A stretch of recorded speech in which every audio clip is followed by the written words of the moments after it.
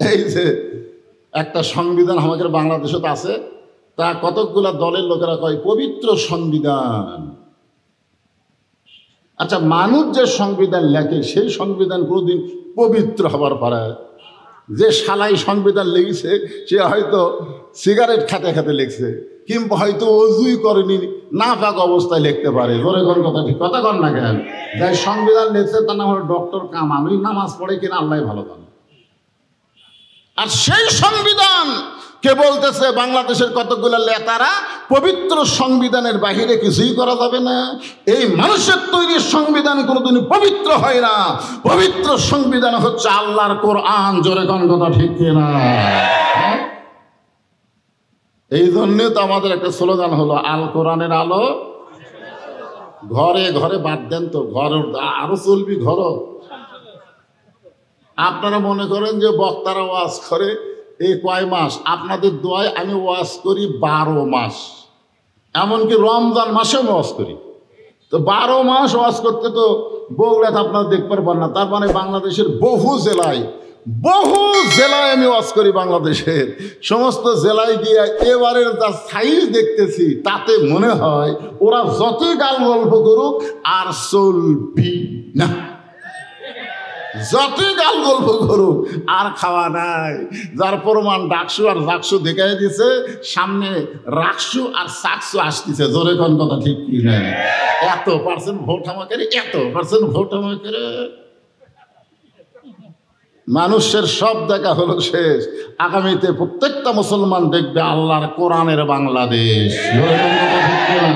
শুধু মুসলমান না, হিন্দুরাও পর্যন্ত বলতেছে আল্লাহর কোরআনের ভালো মানুষের দেশ আমরা দেখতে চাই। এই জন্য আর ঘরে ঘরে না ভাই, এবার সাইজ মতো স্লোগান দেওয়া লাগবে। রাজি আছেন?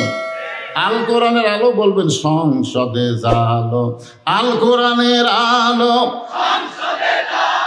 কোরআন হাদিস যেখানে, দুনিয়ার মুসলমান লিল্লাহে তাকবীর। এখন আপনাদেরকে এই সংবিধান সম্পর্কে সামান্য একটা আইডিয়া দিচ্ছি।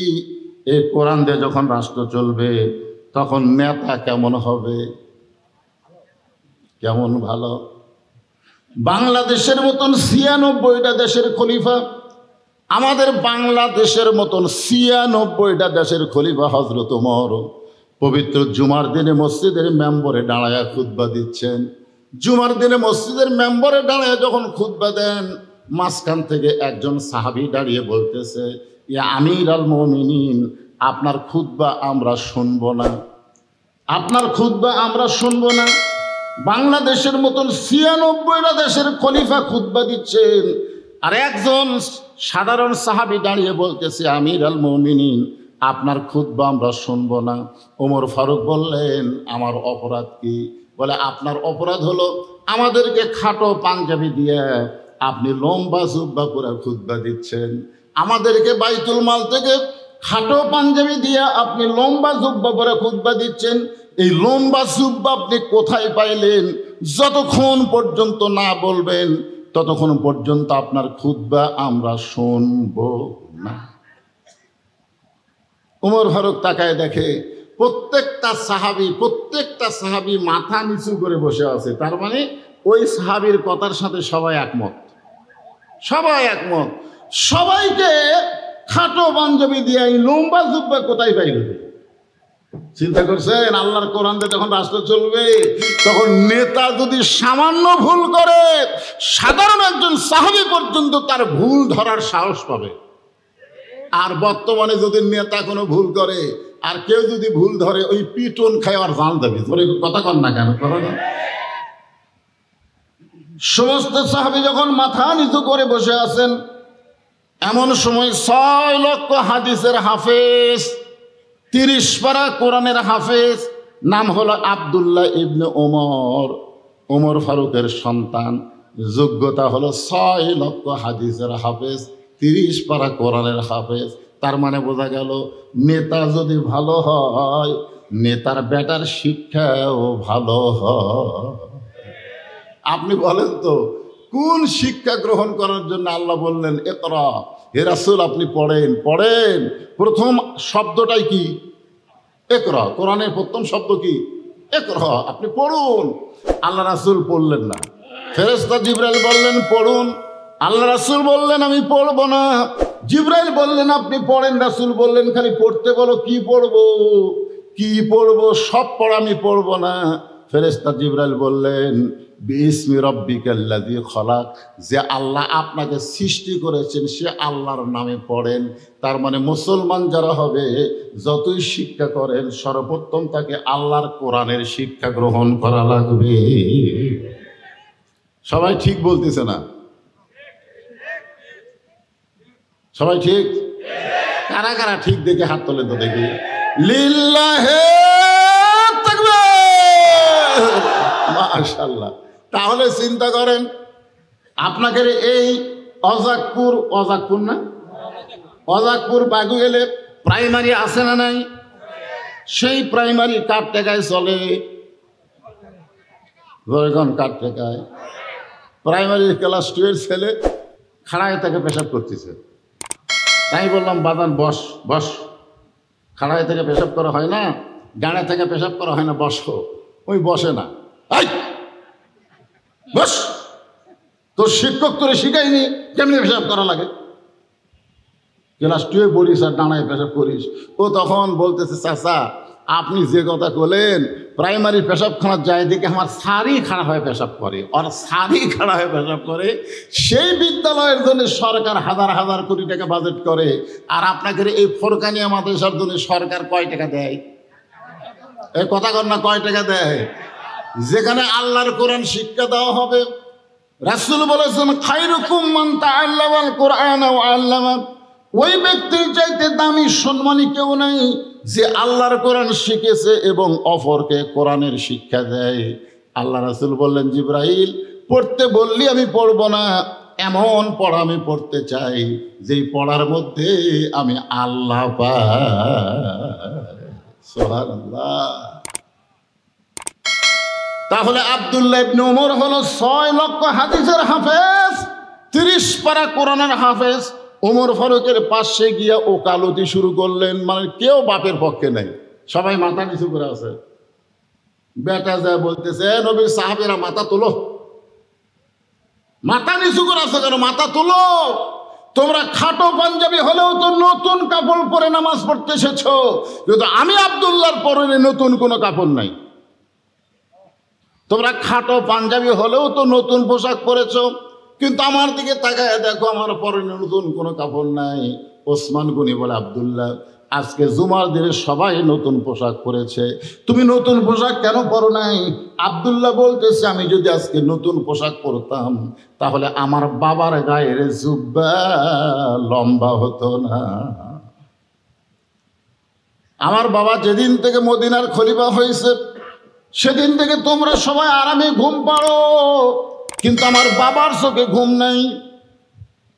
তো আমার বাবা যেদিন থেকে মদিনার খলিফা হয়েছে সেদিন থেকে তোমরা সবাই আরামে ঘুম পাড়ো, কিন্তু আমার বাবার চোখে কোনো ঘুম নাই। বাবা সারা রাত চোরের মতন চুপি চুপি মানুষের দুঃখ কষ্ট দেখে বেড়ায়। চোরের মতন, ধরে কোন কার মতন? চোরের মতন। বাংলাদেশের মতন 96টা দেশের খলিফা, তার কোনো পুলিশ নাই, র্যাব নাই, একা একা। আর হামাকের বাংলাদেশের প্রধানমন্ত্রী 1 ঘন্টায় একলা বেড়াবার পারবে? চিন্তা করছেন? এমপি সাহেব পারবে? এমপি কি অবস্থা! আর বাংলাদেশের মতন 96টা দেশের খলিফা চোরের মতন একা একা মানুষের দুঃখ কষ্ট দেখতেছেন আর ঘুরতেছেন। হঠাৎ দেখতে পাই মরুভূমির ভিতরে তাঁবু টাঙ্গায়া, তাঁবুর মধ্যে 2টা বাচ্চা মা মা বলে কাঁদতেছে, আর মা পাতিলে গোস্ত সিদ্ধ করতেছে আর বলতেছে বাবা গোস্ত সিদ্ধ হলেই তোমাদের খাবার দেব। ওমর ফারুক চিন্তায় পড়ে গেলেন, দুম্বার গোস্ত হলে বড় জোর 8 ঘন্টা লাগবে, উটের গোস্ত হলে বড় জোর 1 ঘন্টা লাগবে। এত গভীর রাত হয়ে গেছে, এখন পর্যন্ত গোস্ত সিদ্ধ হয় না। আমার মনে হয় এই মা সন্তানকে দয়া করে না। এখন লোকমা দিতে গিয়া তাবুর নিকটে গিয়ে বললেন, মা তোমার অন্তরে কি কোনো দয়া মায়া নাই? তোমার সন্তান ক্ষুধার জ্বালায় কাঁদতেছে, আর এত গভীর রাত হয়ে গেল এখন পর্যন্ত তোমার গোশত সিদ্ধ হয় না। মেয়েটা বলতেছে, পথিক তুমি কে গো? তোমাকে আমি চিনি না। এই গভীর রাত্রে এমন বিপদে আমি পড়েছি, আল্লাহ আমার খোঁজ নেয় না। নাউজুবিল্লাহ বলেন। মানুষ কঠিন বিপদে পড়লে মানুষ কিন্তু এরকম কথা বলে, যেরকম গাজার মুসলমানেরা বলতেছে, আল্লাহ আল্লাহ বিশ্ব থেকে আমাদেরকে খাবার দেয়, আর সেই খাবার আমরা নিবার গেলে ওই ইসরায়েলের হাইনারা আমাদেরকে গুলি করতেছে, আমাদের শিশু বাচ্চাদেরকে যে হারে মারতেছে, তুমি আল্লাহ কি করতেছো? তুমি যদি ইব্রাহিম নবীকে নমরুদের আগুন থেকে বাঁচাবার পারো, তুমি যদি মুসা নবীকে সাগর রাস্তা বানাই দিবার পারো, তাহলে আমরা কি এতই পাপী হয়ে গেছি আমাদের মাসুম বাচ্চাগুলোকে ওরা মারতেছে? কি কারণ মাঝে মধ্যে মানুষ বিরক্ত হয় না? মেয়েটা বিরক্ত হয়ে বলতেছে, এমন বিপদ আমি পড়ছি পথিক, যে আমার আল্লাহ দেখতে পারতেছে না। মেয়েটা বলতেছে, আমার বাড়ি হলো ইয়ামিন দেশে, আমি শুনতে পাইলাম মদিনার খলিফা হযরত ওমর অত্যন্ত ভালো মানুষ। আমার দুইটা এতিম বাচ্চাকে নিয়ে গতকাল বিকেল বেলা ওমরের দরবারে যাবার চাচ্ছিলাম, কিন্তু এত মানুষের ভিড় আমি ওমরের দরবারে ঢুকতে পারি নাই। আমি আমার দুইটা বাচ্চাকে নিয়ে নিয়ত করলাম, আগামীকাল সকালবেলা ওমরের দরবারে যাব। রাতের বেলা তাঁবু টাঙ্গায়া দুইটা বাচ্চাকে বুকের মধ্যে নিয়ে আমি সান্ত্বনা দিয়ে ঘুমাবার চাই, কিন্তু রাতটা যত বেশি হয় আমার সন্তান দুইটা খালি কান্দে, আমার সন্তান দুইটা শুধু কান্দে কান্দে আর কান্দে। আমি তখন কি করব? ক্ষুধার জ্বালায় যখন কাঁদতেছে, আমি তখন সান্ত্বনা দেওয়ার জন্যে পাতিলের মধ্যে পানি আর পাথর দিয়ে নিচে আগুন জ্বলায়া আমি বলতেছি, বাবা গোশত সিদ্ধ হলেই তোমাদের খাবার দেব। আমি মনে করেছিলাম আমার সান্ত্বনার বাণী শুনে আমার দুইটা সন্তান ঘুমিয়ে যাবে, কিন্তু এদের পেটে এত খিদা লাগছে যে খিদার কারণে এরা ঘুমাবার পারতেছে না। আমি মা হইয়া বলতেছি, পথিক সকালবেলা পর্যন্ত আমার দুইটা সন্তান হয়তো আর বাঁচবে না। সঙ্গে সঙ্গে ওমর ফারুক বললেন, মা একটু ধৈর্য ধরো, মা একটু ধৈর্য ধরো, ওই পাথর পানি গরম না করে তুমি তোমার সন্তান দুইটাকে বুকের মধ্যে নিয়ে একটু ধৈর্য ধরো। গভীর রাত্রে এক দৌড়ে বাইতুল মালের দরজায় ডাক দিলেন, আসলাম দরজা খুলে দে রে আসলাম, দরজা খুলে দে। আসলাম দরজা খুলে দিলে ওমর ফারুক বললেন, খাবার একটা বস্তা আমার মাথায় উঠে দে। আসলাম বলে, আমি হলাম চাকর, আপনি হলেন আমির, খাবার বস্তা গভীর রাত্রে কোথায় নেওয়া লাগবে? ওমর ফারুক বললেন, আসলাম একজনের পাপের বোঝা আর একজন মাথায় নেয় না, দে আমার মাথায় উঠে দে। এখন আসলাম কি করবে? উলিল আমরে মিনকুমকে মানতে গিয়া ওই খাবারের বস্তা ওমর ফারুকের মাথায় দিলেন। ওমর ফারুক বস্তার দুই মোড়া ধরে দৌড়ানো শুরু করলেন। আসলাম বলতেছে, আমির আল মুমিনিন, এই ওজনের বস্তা নিয়ে দৌড়ালে আপনি যদি পড়ে যান আপনার কষ্ট হবে। ওমর ফারুক বলে, আসলাম রে, সময় মতো যদি যাবার না পারি জাহান্নামের আগুনে আল্লাহ ওমরকে পুড়াইয়া ফেলবে। ইন্না আকরামাকুম ইনদাল্লাহি আতকাকুম। আল্লাহর কোরআন দিয়ে যখন রাষ্ট্র চলে তখন নেতারা কেমন হয় একটু খেয়াল করে শোনেন। তাবুর কাছে বস্তা নিয়ে বললেন, মা তোমার সন্তান দুইটা কি জীবিত আছে? মেয়েটা বলতেছে, এখনো জীবিত আছে। ওমর ফারুক বললেন, মা তাহলে রুটি হালুয়া তৈরি করো। মেয়েটা রুটি হালুয়া তৈরি করে যখন ওমরের হাতে দেয়, ওমর দুইটা সন্তানকে দুই উরাতের উপরে বসায়া দিয়া দুই সন্তানের গালে চুমু দিয়া উঠি ছিঁড়া হালুয়া নিয়ে যখন মুখে দেয়, দুইটা সন্তান ফ্যাল ফ্যাল করে ওমরের দিকে তাকায়া থাকে। তুমি কে গো?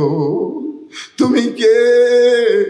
এই গভীর রাত্রে বাবার দরদ দিয়ে আমাদেরকে খাওয়াতে আইছো, তুমি কে গো? সঙ্গে সঙ্গে ওমর ফারুক দুইটা হাত আল্লাহর দরবারে তুলে বলতেছে, আল্লাহ এ অধমকে জাহান্নামের আগুন থেকে তুমি বাঁচায় দাও।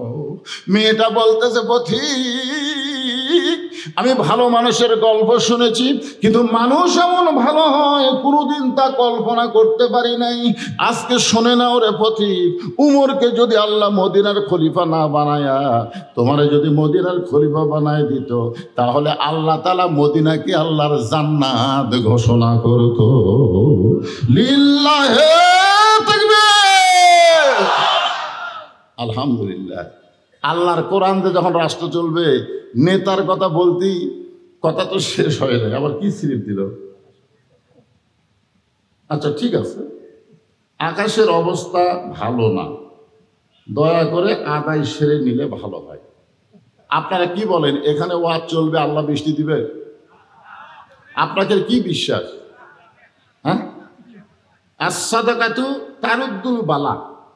আল্লাহ রাসূল বলেছেন, আল্লাহ রাসূল বলেছেন দান সদকা করলে বালা মুসিবত দূর হয়। এ কথা সত্য না মিথ্যা?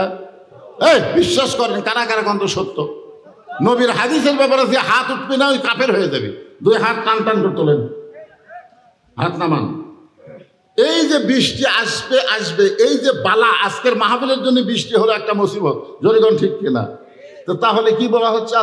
সদকা তো তারুদ্দুল বালা, দান সদকা করলে বালা মুসিবত দূর হয়ে যায়। তা আপনাদের কাছে একটু রুমাল যাবে, গামছা যাবে, আপনার যে যা পারবেন এই বালা মুসিবত থেকে বৃষ্টিকে দূর করার জন্য 10 পারেন, আপনি 5 টাকা পারেন তাও দিবেন। ভাই আপনাদের কাছে রুমাল গেলে, ব্যাগ গেলে কারা কারা দিবেন না তারা হাত তোলেন তো দেখি। যারা 1 টাকাও দিবেন না, হুজুর আমি সেই কৃপণ, আমি জীবনে 1 টাকা দিই না, এরকম কোনো লোক আছেন? কারা কারা দিবেন তারা একটু হাত তোলেন তো দেখি। যারা দিবেন তারা হাত তোলেন তো বাবা। টান টান করে তোলেন না কেন? আপনাকে আমি 2000 টাকা দিবেন বলতেছি, 10 টাকা দিবেন, হাত নামান। যত লোক হাত তুলছে টাকার বস্তা হয়ে যাবে রে। এই ব্যাগ আলাদা কুটিরে ঢুকছে, আদায় শেষ, আমার ওয়াজ শুরু, কোনো টেলটি বেল্টি নেই। হ্যাঁ দেন দেন, ব্যাগের সবাই দেন, সবাই দাও বাবা। 10 টাকা, 20 টাকা, 50 টাকা, 100 টাকা, যে যা পারবা আল্লাহর রাস্তে দিয়ে দাও। আলহাজ মোহাম্মদ গাজীউর রহমান জরিফ, ঢাকা, উনি 5000 টাকা নগদে দান করেছে। আল্লাহ গাজীউর রহমানের দানকে আল্লাহ আপনি কবুল করেন, আল্লাহ নেক নিয়ত নেকাশা করে, আল্লাহুম্মা আমিন। নাম হলো মোহাম্মদ আব্দুল আলিম, চাকরিজীবী, 1000 টাকা দান করছে। আব্দুল আলিমের দানকে আল্লাহ আপনি কবুল করেন, আল্লাহ নেক নিয়ত নেকাশা করে, আল্লাহুম্মা আমিন। ভাই এই গামছার আদায় করতে করতেই এই মাদ্রাসায় কয়জন ছাত্র আছে? 40+। আমি 40টাই ধরবো। এই মাদ্রাসায় 40টা কোরআন শরীফ দান করা লাগবে। এই মাদ্রাসার ছাত্র ছাত্রীরা কোরআন শরীফ দান করা লাগবে। যাদের বাপ মা মারা গেছে, বাপ মা রুহের মাগফিরাতে এই মাদ্রাসায় একটা কোরআন শরীফ বাবদ একটা 500 টাকা দিবেন।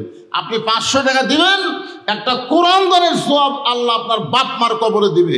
বাপ মাকে যারা ভালোবাসেন এই নবীর এতিম মাদ্রাসায় কোরআন শরীফ বাবদ 500 টাকা দেন তো দেখি। কোন আল্লাহর বান্দা পারেন? স্টেজের উপর যারা আছেন তারাও দিতে পারেন, কারণ পৃথিবীর শ্রেষ্ঠ দান নবীর মাদ্রাসায় একটা কোরআন শরীফ বাবদ 500 টাকা। আপনি 500 টাকা দিবেন, একটা কোরআন দানের সওয়াব আল্লাহ আপনার আমলনামায় দিয়ে দিবে। আর যদি আপনার বাপ মা কবরে যায়, আল্লাহ বাপ মার কবরকে যেন জান্নাত বানায় দেয়। আপনাদের মধ্যে এমন কোন আল্লাহর বান্দা আছে যে একটা কোরআন শরীফ বাবদ 500 টাকা? হ্যাঁ, তো সেটা লেখা লাগবে তো, ওরকম করে দিলে হবে না। নগদ নাই, নগদ নিব। কোরআন শরীফ আবার বাকি বেচা, এটা কেঙ্কা লাগে? বাংলাদেশের কেউ লাইব্রেরি কোরআন শরীফ বাকি কিনছে? এই জায়গাতে পকেটও চেয়ে করছে, আমি একটা দেব। মাশাআল্লাহ, সর্বোত্তম, আমার অত্যন্ত মহব্বতের মানুষ। কোরআন শরীফ বাবদ সর্বপ্রথম আল্লাহ আবার ডাঁটের কোরআন শরীফ দিয়েছে। এখন 500 টাকা চাচ্ছি, এই কোরআন শরীফ দিয়ে চলে যাচ্ছে কম তো। আচ্ছা ঠিক আছে, টাটকা একটা কোরআন শরীফ দিয়েছি। আল্লাহ আপনারা 500 টাকা দিলেই একটা কোরআন শরীফ দেওয়ার সওয়াব পাওয়া যাবে। আপনারা দেন না কেন? টেজের উপর থেকে শুরু করেন, এই যে আমার ভাই আমার ডান পাশ থেকে শুরু করছে, বাম পাশে যারা আছেন, এটা তো আপনারা অনেক দান করছেন। প্রধান অতিথি দান করছে, সভাপতি দান করছে, কিন্তু কোরআন শরীফ তার দান করে নাই। এই জন্য কোরআন শরীফ বাবদ ইনশাআল্লাহ 500 টাকা দিবেন। প্রভাষক সাইফুল ইসলাম 1000 টাকা দান করেছে, আল্লাহ তার দানকে কবুল করেন, আল্লাহুম্মা আমিন। কোরআনের টাকা আমি ভেনো করে রাখতেছি। হ্যাঁ ভেনো, এই যে এখানে একটা কোরআন পাওয়া গেল, দেখি এতগুলো মানুষের মধ্যে 40টা কোরআন শরীফ পাওয়া যাবে না? হাজার হাজার মানুষের মধ্যে আমার মা বোনেরা কোথায় বলছে রে? মা বোনদের আওয়াজ শুরুই করিনি। আল্লাহ বৃষ্টি দিও না আল্লাহ, 12টা পর্যন্ত কোনো বৃষ্টি হয় না আল্লাহ। তুমি আজকের মাহফিলের দিকে তাকায় আর রহমত করে বৃষ্টি বন্ধ করে দাও আল্লাহ। মাশাআল্লাহ, কি নাম আপনার? আজমল হোসেন।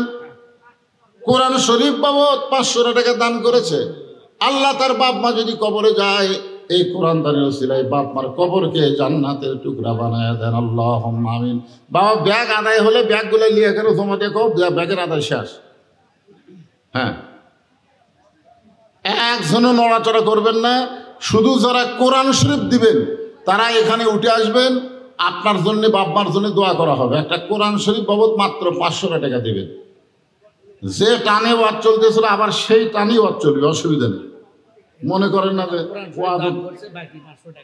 রবিউল ইসলাম কোরআন শরীফ বাবদ 500 টাকা বাকিতে দান করেছে। আল্লাহ তার দান কবুল করেন। আল্লাহ একটা কোরআন শরীফ দিবি, আল্লাহ তার নেক নিয়ত নেক আশাকে পুরা করেন, আল্লাহুম্মা আমিন। সবার ভাগ্যে হয় না, কোরআন শরীফ দান সবার ভাগ্যে হয়। টাকা থাকলেও হয় না। এই টাকা ডাক্তার খাবি, যাতে যাতে মোটর সাইকেলটা কাত হয়ে পড়ে যাবি, হাঁটু হুটু ছিলে যাবি, পরে যে কয় কোরআনের টাকা যাবি। আসাদাকাতু তারুদ্দুল বালা, বৃষ্টি বন্ধ হবে ইনশাল্লাহ। আপনারা যদি সবাই ব্যাগের মধ্যে 10 টাকা 20 টাকা 50 টাকা করে দেন, ইনশাল্লাহ বৃষ্টি আর আসবে না। যতক্ষণ মাহফিল চলবে ইনশাল্লাহ আসবে না ইনশাআল্লাহ। নূর আলম আল্লাহ কোরআন শরীফ বাবদ 500 টাকা দান করেছে। আল্লাহ তার দানকে কবুল করেন। আল্লাহ নেক নিয়ত নেক আশা পুরা করেন, আল্লাহুম্মা আমিন। আপনাদের কি ব্যাগের আদায় শেষ? এই ব্যাগের আদায় কি শেষ? তো কথা কন না কেন? ওয়াজ শুরু করা লাগবে না? শেষ? এই যে যারা ভিডিও করতেছে এরা তাল বেশি, কাহিনী জোরে এলে ক্যামেরা ভিডিওতে দিখিনি তখন দেখো। তোমরা কিছু দিছে, তোকে ক্যামেরা ভিডিও বন্ধ করা লাগে, বুঝছ না? তোমরা সবার থেকে 10 টাকা করে নাও, লিয়ে দাও। একটু জিকির করেন লা ইলাহা ইল্লাল্লাহ, লা ইলাহা ইল্লাল্লাহ, লা ইলাহা। আল্লাহর জিকির করতে কি শরম? হ্যাঁ, নামাজ পড়ে না, রোজা করে না, এদিকে জিকিরের যা ঝাঁকি ভাই। আমার দয়ার আল্লাহর দরবারেতে কেউ ফিরে না খালি হাতে। আল্লাহ, জোরে বলেন আল্লাহ আল্লাহ আল্লাহ, লা ইলাহা। ভাই প্রধান অতিথি, আপনি কিছু বলবেন? তার সাথে আচ্ছা, আপনি কিছু বলবেন না? অন্য অনেক প্রধান অতিথি কয় আমি এত টাকা পয়সা দিয়ে প্রধান অতিথি করল আর আমাকে একটা মাইক দিল না। আপনার এরকম কোনো অজুহাত নাই? আচ্ছা ঠিক আছে, মাশাআল্লাহ, আলহামদুলিল্লাহ। সাধারণ মানুষকে আল্লাহ যেন অসাধারণ হিসাবে জান্নাত দেয়, ধরে করেন আমিন। যেখানেই থাক সেখানেই যেন আল্লাহ বরকতে পরিপূর্ণ করে দেয়, আল্লাহুম্মা আমিন। অ্যাডভোকেট একজন উকিল মানুষ, বাপ মা 2 জনের জন্য 2টা কোরআন শরীফ বাবদ 1000 টাকা দান করছে। আল্লাহ তার দানকে কবুল করেন। আব্দুল্লাহ ইবনে ওমর বলে, রে নবীর সাহাবীরা, তোমরা সবাই যখন ঘুমিয়ে যাও, এমন সময় আমার বাবা চুপি চুপি আমার ঘরের দরজায়, মনে আছে না ভুলে গেছেন? চুপি চুপি আমার ঘরের দরজায় আস্তে করে ঠোকা দিলেন, আব্দুল্লাহ আব্দুল্লাহ। আমি সঙ্গে সঙ্গে ঘরের দরজা খুলে দিলাম। ঘরের দরজা খুলে দিয়ে দেখি আমার বাবা একটা পাঞ্জাবি নিয়ে দাঁড়ায় আছে। আমার বাবা একটা পাঞ্জাবি হাতে নিয়ে দাঁড়ায় আছে। আমি খুশি হয়ে বললাম, বাবা বাইতুল মাল থেকে আমার একটা পাঞ্জাবি দিছে, আর গভীর রাত্রে আপনি আর একটা দিবে রাখছেন। আব্দুল্লাহ মনে করছে যে বাবা তাকে পাঞ্জাবি দিবে রাখছে, এই জন্য বলতেছে, বাবা বাইতুল মাল থেকে আমার একটা পাঞ্জাবি দিছে, আপনি আর একটা পাঞ্জাবি দিবে রাখছেন। সঙ্গে সঙ্গে হযরত ওমর আল্লাহর কোরআন থেকে তেলাওয়াত করলেন, ইন্নাল্লাহা ইয়ামুরুকুম আন তুআদ্দুল আমানাতি ইলা আহলিহা ওয়া ইযা হাকামতুম বাইনান নাস আন তাহকুমু বিল আদল। আল্লাহু আকবার। উমর ফারুক কি নিজের কথা বলতেছেন না আল্লাহর কোরআনের কথা বলতেছেন? আল্লাহর কোরআন থেকে তেলাওয়াত করলেন, ইন্নাল্লাহা ইয়ামুরুকুম আন তুআদ্দুল আমানাতি ইলা আহলিহা ওয়া ইযা হাকামতুম বাইনান নাস আন তাহকুমু বিল আদল। আব্দুল্লাহ রে, আল্লাহর কোরআন দিয়ে যখন রাষ্ট্র চলবে তখন সবাই সমানভাবে, ওয়া ইযা হাকামতুম বাইনান নাস, আমি তখন হাকিম হয়ে মানুষের আদল ইনসাফের বিচার করব। তুই আমার বেটা বলে তোকে একটা পাঞ্জাবি দিছে আর একটা দিবারাচ্ছি না রে বাবা, না, এই পাঞ্জাবিটা আমার ভাগে পড়েছে। তুই বল রে আব্দুল্লাহ, আগামীকাল জুমার দিনে এই খাটো পাঞ্জাবি গায়ে আমি যদি খুতবা দেই তাহলে তোর কেমন লাগবে? আমি একজন ইমাম মানুষ, আমি যদি খাটো পাঞ্জাবি গায়ে দিয়ে নামাজ পড়াই তোর কেমন লাগবে? আব্দুল্লাহ বলে, বাবা তাহলে আমি কি করব? আপনি হলেন অর্ধ জাহানের খলিফা, আপনি আমার কাছে আইছেন, আমি কি করব? ওমর ফারুক বললেন, বেটা রে, তোর পাঞ্জাবিটা হামাক দান করে দে, তোর পাঞ্জাবিটা হামাক দান করে দে বাবা। আব্দুল্লাহ বলে, গভীর রাত্রে আমার পাঞ্জাবি আমার বাবাকে দান করে দিলাম। বাবা আমার পাঞ্জাবি নিয়ে, তার পাঞ্জাবি নিয়ে যখন রওনা দিল, আমি পিছনে পিছনে রওনা দিয়ে দেখি বাবা ঘরের মধ্যে ঢুকে বাবার পাঞ্জাবি আমার পাঞ্জাবি একত্র করে বাবা লম্বা জুব্বা বানাইছে, আর সেই জুব্বা বানায় খুতবা দেয়। এখন বলো বাবার খুতবা শোনা যায় কি না যায়? সমস্ত সাহাবীরা চিল্লায় বলে, আল্লাহর কোরআন দিয়ে যখন সংবিধান চলবে, আল্লাহর কোরআন দিয়ে যখন রাষ্ট্র চলবে, তখন এমন ভালো মানুষকে মুসলমানেরা নেতা হিসাবে দেখতে পাবে। তাহলে আল্লাহর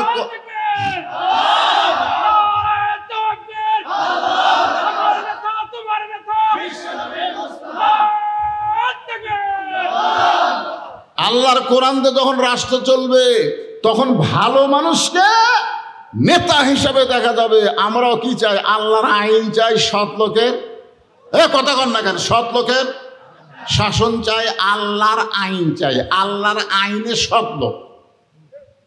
বদ লোক যায় ওটি পারবি না তো, কারণ খুব ঠেলা আছে। পর্যন্ত আল্লাহর কোরআন দিয়ে রাষ্ট্র চললে একজন নেতা কেমন হবে সেটা আপনারা শুনলেন।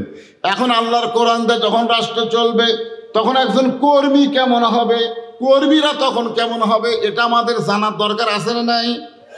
আল্লাহর কোরআন দিয়ে যখন রাষ্ট্র চলবে তখন প্রত্যেকটা মানুষ কেমন হবে এটা নিজের চোখে দেখার জন্যে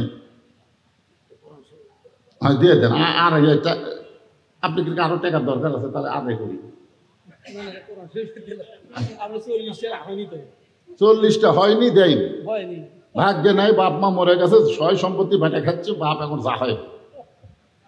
একটা মরা বাপের জন্য, মায়ের জন্য যে সন্তান একটা কোরআন শরীফ দিবার পারে না, উই যখন মরে যাবি তোর ওর গোরস্থান ওর বেটা কি বানাবে জানেন? বাগুন বাড়ি বানাবে। আমার এলাকার গোরস্থান, হুজুর গোরস্থান খামাকা ফেলাতে কি হয়, আমি আলু বাগুন লাগাই। হুজুর লাগা ফেলাতে কি হইব, জায়গার দাম নেই। হ্যাঁ, একটু মনোযোগ দিয়ে শোনেন, একজন কর্মী কেমন? আপনারা যারা বসে আছেন আপনারা সকলেই হবেন কর্মী। সুবহানাল্লাহ বলেন। অর্ধজাহানের খলিফা হযরত ওমর ছদ্মবেশে মদিনার অলি গলি ঘুরতেছে একটা কর্মী দেখার জন্যে। হঠাৎ হযরত ওমর দেখতে পায় বিস্তীর্ণ মরুভূমির মধ্যে একজন রাখাল উট আর দুম্বা চড়ায়। হযরত ওমর শুধুমাত্র আল্লাহর কোরআন দেখার জন্যে, শুধুমাত্র কোরআনটা কেমন, কোরআন কাগজে লেখা একটা কিতাব না, কোরআন হলো বাস্তব জীবনে আমল করার একটা গ্রন্থ। জোরে কোন ঠিক কিনা? রাখালকে সালাম দিয়ে বললেন, রাখাল ভাই আমার পেটে ক্ষুধা লাগছে, আমি উটের এক পেয়ালা দুধ চাই। রাখাল মুস্কি মুস্কি হাসে। ওমর ফারুক বলে, রাখাল আমি তোমারে সালাম দিলাম, উটের দুধ চাইলাম, আর তুমি মুস্কি মুস্কি হাসো। রাখাল বলে, তোমার সালামের উত্তরও দিব না, তোমাকে উটের দুধও দেওয়া যাবে না। ওমর ফারুক বললেন, আমার অপরাধ কি? রাখাল বলতেছে, তোমার অপরাধ হলো আগে তোমার পরিচয় দাও। ওমর ফারুক চিন্তায় পড়ে গেলেন, যেন অর্ধ পৃথিবীর খলিফা হইয়া ছদ্মবেশ ধারণ করে আল্লাহর কোরআন দেখতে চাই, আর এই বেটা বলতেছে আপনার পরিচয় না দিলে আপনার সালামের উত্তর দিব না, উটের দুধও দিব না। আমি এখন কি পরিচয় দিব, আমি কি পরিচয় দিব? এমন সময় আল্লাহর কোরআন এসে বলতেছে, ওমর রাখাল যখন তোমার পরিচয় চাইছে তুমি আসল পরিচয় দাও। তোমার আসল পরিচয় হলো মিল্লাতা আবিকুম ইব্রাহিম হুয়া সাম্মাকুমুল মুসলিমিন। কি বুঝলেন? আসল পরিচয় বদরু শীত, আসল পরিচয় বক্তা, আসল পরিচয় ইমাম, আসল পরিচয় বীর মুক্তিযোদ্ধা, আসল পরিচয়ের কন্ট্রাক্টর, এগুলো আসল পরিচয় না, এগুলো হলো ভেজাল পরিচয়। আসল পরিচয় হলো আমরা মুসলমান। যখন আসল পরিচয় কি? আল্লাহ কোরআনে কি বলেছে? এমপি না হয়ে মরো না, চেয়ারম্যান না হয়ে মরো না, ডাক্তার না হইয়া মরো না, এই কথা আল্লাহ বলেছে? আল্লাহ বলেছে লা তামুতুন্না ইল্লা ওয়া আনতুম মুসলিমুন, মুসলমান না হইয়া মরিও না। তাহলে দুনিয়াতে যারা পরিচয় মুসলমান দিবে, মরার সময় তারা মুসলমান হয়ে মরতে পারবে। দরকার কথা ঠিক কিনা? এই মুহূর্তে যখন বলবো আমাদের আসল পরিচয় কি, আপনারা সকলে জবান খুলে বলবেন মুসলমান। যারা বলবেন না তাদের কান্দের ফেরেশতা। তোমার দুই কান্দে দুই কি, দুই কান্দে দুই মোহরি, লেখিতেছেন ডায়েরি, দলিল দেখে রায় দিবে, টাকা পয়সার নাই কারবার, কেরামান কাতিবিনা ইয়ালামুনা মা তাফালুন। আমাদের আসল পরিচয় কি? এতগুলো মুসলমান থাকতে আপনারা এই স্লোগান দিলেন। ফেরেশতারা বলতেছে আল্লাহ আমরা তোমার কোরআনের মাহফিলে গেলাম, তোমার বান্দার পরিচয় দিল আমরা মুসলমান। আল্লাহ বলে যত গুনাহগারী হোক না কেন আমি তাদের নাম জান্নাতি হিসাবে কবুল করে নিলাম। কেন সাহস করে বলা যায় না? কি যত বড় গুনাহগার হই আমরা মুসলমান, এই ব্যাপারে কোনো সন্দেহ আছে নাকি? সন্দেহ আছে? তাহলে আমাদের আসল পরিচয় কি? আরো জোরে, জোরসে বলুন। জোর হলো না? মাশাআল্লাহ। ওমর ফারুক বলতেছে রাখাল আমার আসল পরিচয় হলো আমি একজন মুসলমান। রাখাল বলতেছে আসল না নকল? এইবারই তো ওমর ফারুক ধরা খাচ্ছে। মুসলমান তো মুসলমানই, এর মধ্যে ওর আসল নকল কি? আসল মুসলমান তারা মাগরিব এশার নামাজ পড়ে ওয়াজ শুনতেছে, যারা মাগরিবও পড়েনি এশাও পড়েনি, ওই ফজরও পড়বি না, ওই যতই মুসলমান মিছিল করুক কাম হবে না। কারণ রাসূল বলেছেন লা সালাতা লা ঈমানা, যার নামাজ নাই তার ঈমান নাই। লা সালাতা লা দীনা, যার নামাজ নাই তার কোনো ধর্মই নাই। বাইনাল আবদি ওয়াল কুফরি তরকুস সালাত, বান্দা আর কাফেরের মধ্যে পৃথক করার জিনিসটার নামই হলো নামাজ। তাহলে আপনারা এখানে যারা বসে আছেন, আমি সবাইকে বলতেছি না, যারা মাগরিব এশা পড়েননি তারা খালি নিজের বিবেকের দিকে খেয়াল করে দেখেন তো, আপনি ফজর পর্যন্ত বাঁচার গ্যারান্টি আছে? একটু চোখ বন্ধ করে দেখেন তো। শেখ হাসিনার লাগাল মাজাত নাই বল, দুইজন ধরে টেজর তুলে দেয়। আমরা দেখছি ভাই, দুইজন ধরে টেজর তুলে দেয়, ওই মাইক পায়া কাঁপতে কাঁপতে কয় খেলা হবে। এবার এশিয়া কাপে বুঝে গেছে বাংলাদেশের ছেলেরা কেমন খেলে। ওরে কন্টিরা সারারা মাদাত নাই বল খেলবার যায়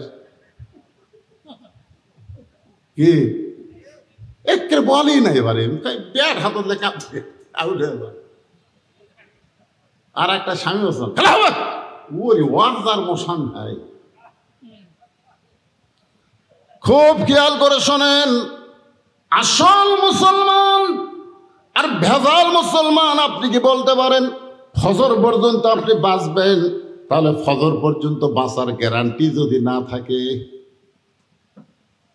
তাহলে কেন মাগরিব এশা পড়লেন না? কেন আপনি মাগরিব এশার নামাজ পড়লেন না? ফজর পর্যন্ত যদি আপনার বাঁচার গ্যারান্টি না থাকে। উমর ফারুক বলে রাখাল মুসলমান তো মুসলমান, এর মধ্যে আসল নকল কি? রাখাল বলতেছে আসল মুসলমান যারা হবে তারা সাওয়ার ব্যাপারে সতর্ক থাকবে।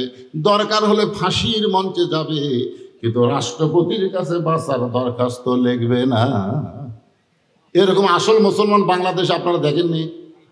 মতিউর রহমান নিজামী নাম শুনছেন? তাকে এসে বলতেছে উকিল সাহেব, স্যার আপনি হলেন একটা দলের আমির, আপনি যদি রাষ্ট্রপতির কাছে বাঁচার দরখাস্ত লেখেন আর রাষ্ট্রপতি যদি আপনার দরখাস্ত মঞ্জুর করে তাহলে আপনার ফাঁসি কার্যকর হবে না। লেখেন তো স্যার একটা বাঁচার দরখাস্ত। মতিউর নিজামী মুচকি মুচকি হাসে। উকিল বলে, হাসেন কেন? বলে, হাসার কারণ হলো আমার জীবনে 3টা রাষ্ট্রপতিকে আমি ক্ষমতা থাকা অবস্থায় মরা দেখছি। যে রাষ্ট্রপতির কাছে আমাকে বাঁচার দরখাস্ত লিখতে বলতেছো, এরকম 3টা রাষ্ট্রপতিকে আমি ক্ষমতার থাকা অবস্থায় মরা দেখছি। একটা হলো শেখ মুজিবুর রহমান, একটা হলো জিয়াউর রহমান, একটা হলো জিল্লুর রহমান। যারা ক্ষমতা থাকতে নিজেরাই মরে যায়, তাদের কাছে কোনো ইমানদার জীবন ভিক্ষা চাই না। জোরে কোন কথা ঠিক কিনা? কথা বলে একটু মনোযোগ দিবেন। আসল মুসলমান যারা হবে তারা কোনোদিন বলবেন আমার দয়াল বাবার দরবারেতে কেউ ফিরে না খালি হাতে। বাবা যদি কিছু দেয়, বাবা যদি কিছু দেয় বাবাকে। একটু মনোযোগ দিবেন। রাখাল বলতেছে, তুমি যদি আসল মুসলমান হও, তুমি দুধ চাইছো কার কাছে? সঙ্গে সঙ্গে উমরের চোখ দিয়ে পানি পড়তেছে। আল্লাহ, তোমার কোরআন যখন দুনিয়াতে চালু থাকবে, ওমর যদি ভুল করে একটা রাখাল পর্যন্ত ভুলটা ধরতে পারবে। আপনাদের মসজিদে আল্লাহর কোরআন চালু আছে না নাই? আপনাদের মসজিদের কথা বলতেছি। ইমাম সাহেব টাইটেল বাস দাওরা পাস, এতদিন আসরের নামাজ 4 রাকাত পড়াছে, কিন্তু আজকে 3 রাকাতে বসে গেছে।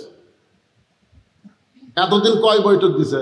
2 রাকাত পরে 1 বৈঠক, 4 রাকাত পরে 1 বৈঠক। কিন্তু আজকে ইমাম সাহেব 3 রাকাত যেই বলছে, 4 নম্বর কাতার থেকে এক ভ্যানালা অটো ভ্যান চলায়, উনি আবার বলছে আল্লাহু আকবার। ইমাম সাহেব বলতেছে, তুই যতই লোক মাদে আমি উঠবো না রে। এতদিন পড়াছি 4 রাকাত, আজ 3 রাকাতেই বসে থাকবো। আমি উঠবো না। দরকার হলে দিনের ভোর রাতে দেব, মানুষ না আসলে ড্যামি দিব, তাও আমি ক্ষমতা ছাড়বো না। এই মনে করে যদি মসজিদের ইমাম বসে থাকে, আপনারা বলেন তো মসজিদের মুসল্লি ইমামের পক্ষে হবে না ভ্যানালার পক্ষে হবে?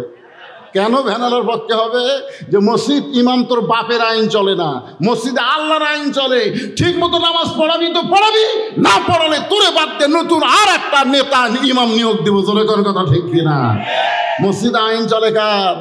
আরো করে বলে। হ্যাঁ, নিজের চোখে দেখছি ভাই, ডান পাশে আওয়ামী লীগ, বাম পাশে বিএনপি, মাঝখানে জামাত। নিজের চোখে দেখছি। ইমাম সাহেবের মায়ের অসুখ, এখন ইমাম সাহেব সেদিন মসজিদে আসেনি। এখন এরা 3 জন মুসল্লি খালি ঘড়ির দিকে তাকায় আর কয়, কেরে হুজুর চাইলে আজকে নামাজ পড়াবি কে?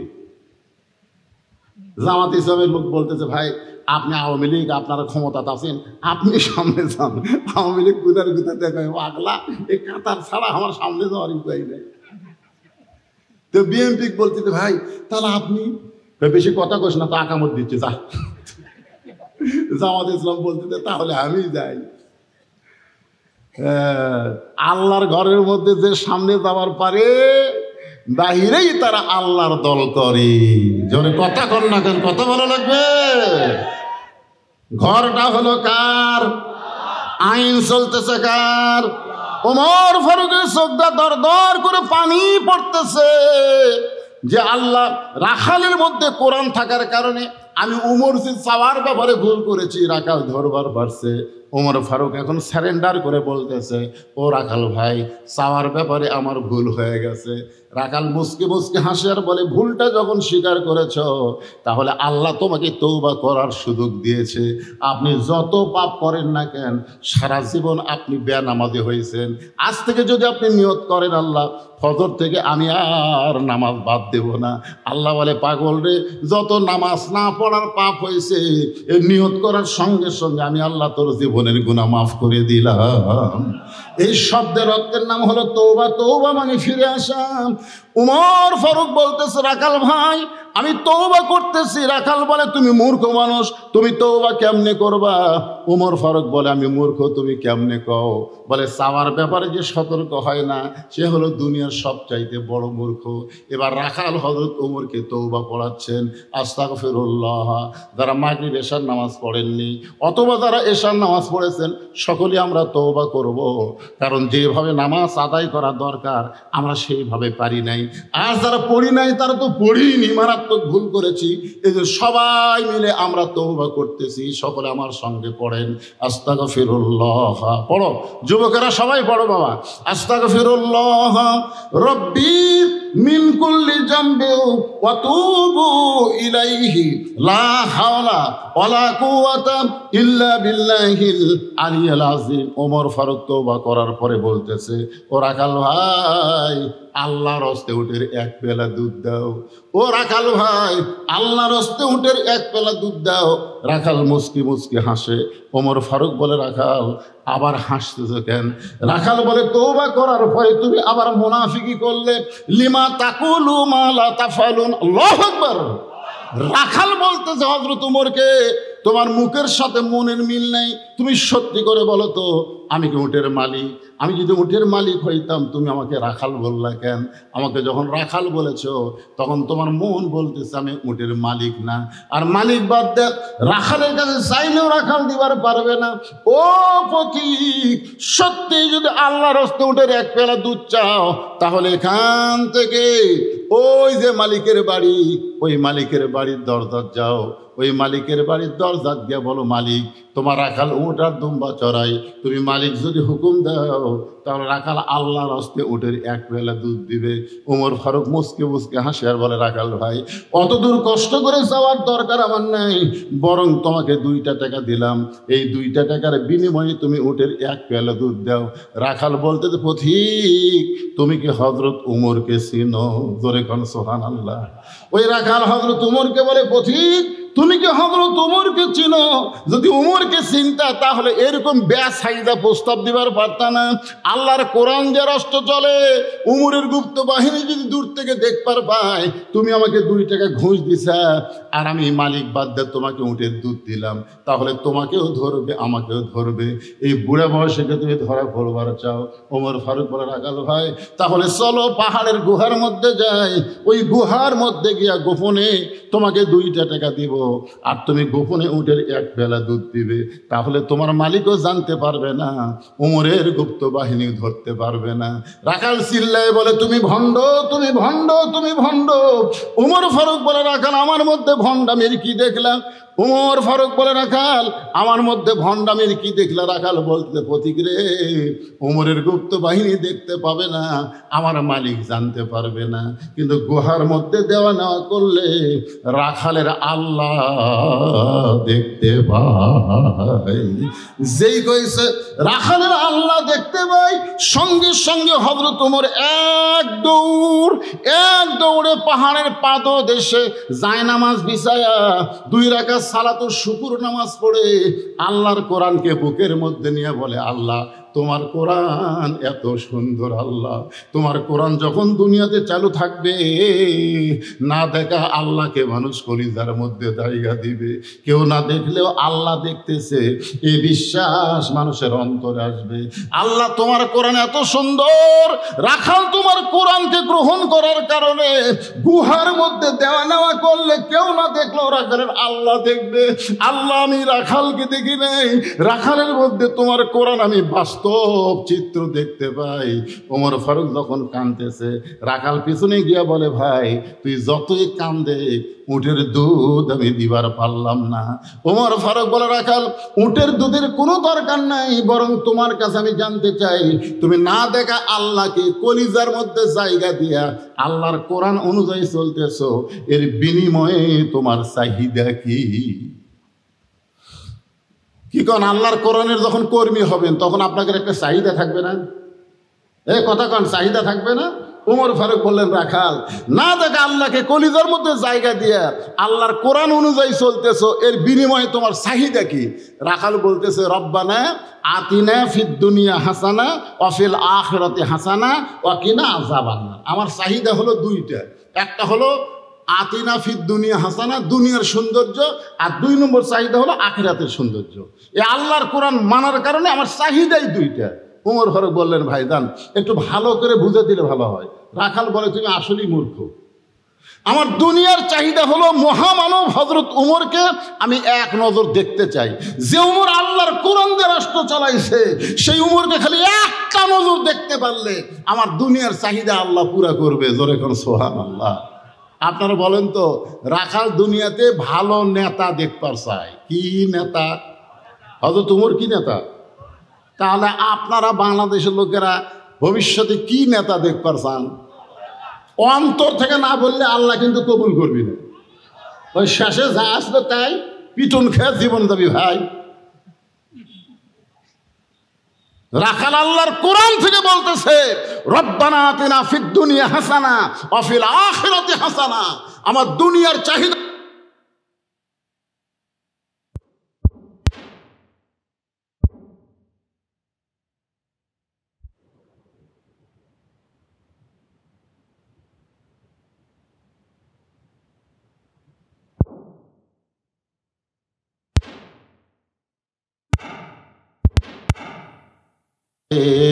আল্লাহ যেন জান্নাত দেয়।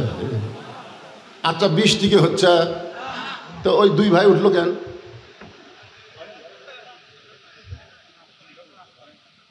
না না, কি হাদিস দিয়ে বৃষ্টি আটকে থাকা হতো দেখছেন?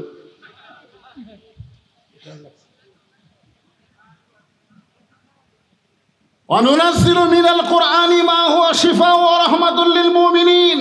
আল্লাহ বলেছেন মুমিনদের জন্য এই কোরআনকে যাবতীয় ঔষধ হিসাবে আমি নাজিল করেছি। যদি পেশাব লাগে, পেশাব বন্ধ করে বসে থাকবেন। পেশাব জাতীয় যত ব্যারাম আল্লাহ ভালো করে দিবেন। এই কোরআনের পাওয়ার আছে না নাই? জোরে কোন আছে না নাই? লাগলো বসে থাকবেন, দেখেন কি হয়। কিছুক্ষণ পর দেখবেন তলপেট ঠান্ডা হয়ে গেল। এই জন্য তো মুরব্বীরা বলতো, বিশ্বাসে মিলাই বস্তু তর্কে বহুদূর। কোনো তর্ক করা যাবে না। ইমান, ইসলাম, কোরআন, হাদিসের ব্যাপারে কোনো তর্ক করা যাবে? যেখানে আল্লাহ ডাইরেক্ট বলতেছেন, অনুনাজ্জিলু মিনাল কুরআনি মা হুয়া শিফাউ ওয়া রাহমাতুল লিল মুমিনিন। মুমিনদের জন্য, হিন্দু বৌদ্ধ খ্রিস্টানদের জন্য না। কি বিরক্ত?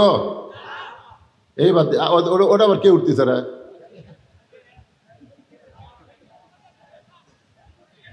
আচ্ছা ঠিক আছে, 2-1 হাজার হাজার মানুষ, 2-1 সবাইকে সমান হয় কে ভাই? সবাইকে সমান হয়? অত্যন্ত গুরুত্বপূর্ণ সাবজেক্ট, একটু মনোযোগ দিয়ে শুনবেন। ওমর ফারুক বলতেছে, রাখাল তোমার 2 নম্বর চাহিদা কি? অফিল আখিরাতে হাসানা। রাখাল চোখের পানি নিয়ে বলতেছে, আমার 2 নম্বর চাহিদা হলো আমি অধম রাখাল যখন মরে যাব, আল্লাহ যেন জান্নাত দেয়। আচ্ছা, মরার পরে আপনারা কি চান? এ ছাড়ার কোনো চাহিদা আছে? রাখাল বলতেছে, আমার 2 নম্বর চাহিদা হলো এই অধম রাখাল যখন মরে যাবে, আল্লাহ যেন রাখালকে জান্নাত দেয়। সঙ্গে সঙ্গে হযরত ওমর দৌড়ে গিয়ে রাখালের হাতটা এরকম ফস করে ধরেই 3টা চুমা খাচ্ছে। রাখাল বলে, আমার ঘামা হাত চুমা খেলে তুমি? ওমর ফারুক বলতেছে, রাখাল তুমি জানো তোমার 2 নম্বর চাহিদা আল্লাহ পুরা করছে। মরার সাথে সাথেই আল্লাহ তোমার জান্নাত দিয়ে দিবে।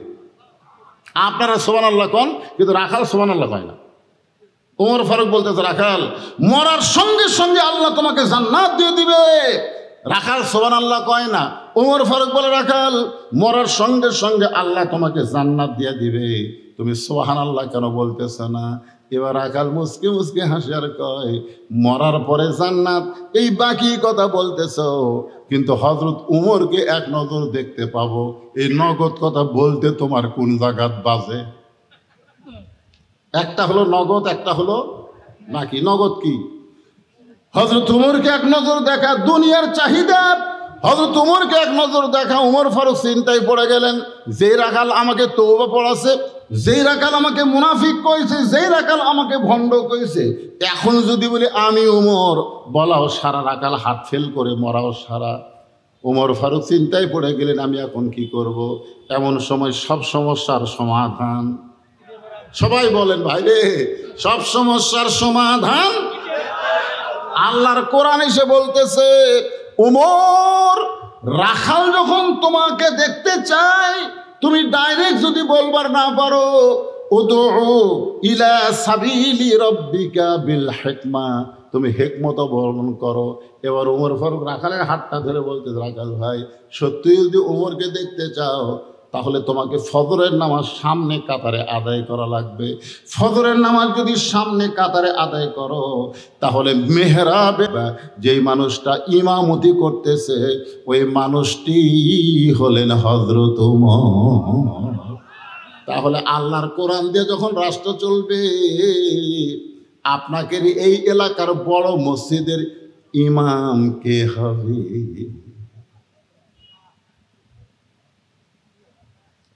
এই ইউনিয়নের চেয়ারম্যান সাহেব ইউনিয়নের বড় মসজিদের ইমাম হওয়া লাগবে, থানার বড় মসজিদের ইমাম হবে এমপি সাহেব, উপজেলা চেয়ারম্যান সাহেব। যিনি তিনি এসে বলতে পারে না যে আমাকে ভোট দাও আমি নেতা হব। নেতা হওয়ার আগে নামাজ পড়া তো দেখি।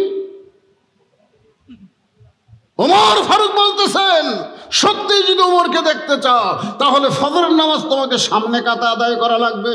ফজর যদি সামনে কাতারে আদায় করো তাহলে মেহরাবের দিকে লক্ষ্য করে দেখবা যেই মানুষটা ইমামতি করতেছে সেই মানুষটি হলেন হযরত ওমর।